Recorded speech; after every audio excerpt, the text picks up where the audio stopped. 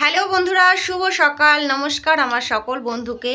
তো আজ তোমাদের দাদাভাই অনেক দূরে গেছে ডিউটিতে, তো যার কারণে আজকে আমাকে অনেকটা সকালে উঠতে হয়েছে। একদম কটা বাজে তখন 5:30 পৌনে 6টা এরকম বাজে।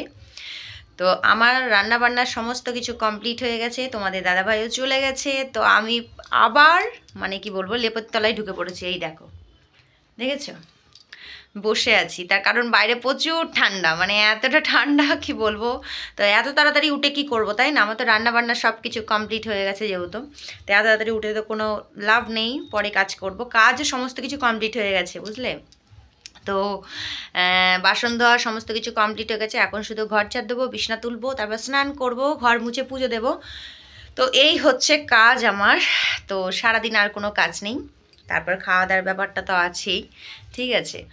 তো তোমরা কি বলবো, এত সকালে কারা ওঠো অবশ্যই কিন্তু কমেন্টে জানাবে। তো আমি আজকে অনেক সকালে উঠেছি, আমার খুব ভালো লাগছিল। সকালবেলায় সত্যি উঠাটা সত্যি খুব ভালো লাগে, কি বলবো, মন প্রাণ সব যেন ফ্রেশ লাগে।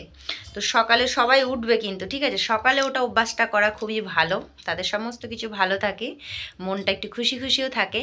তো আমার আজকে যেমন হচ্ছে, তো এবার থেকে আমাকে এই সকালেই উঠতে হবে।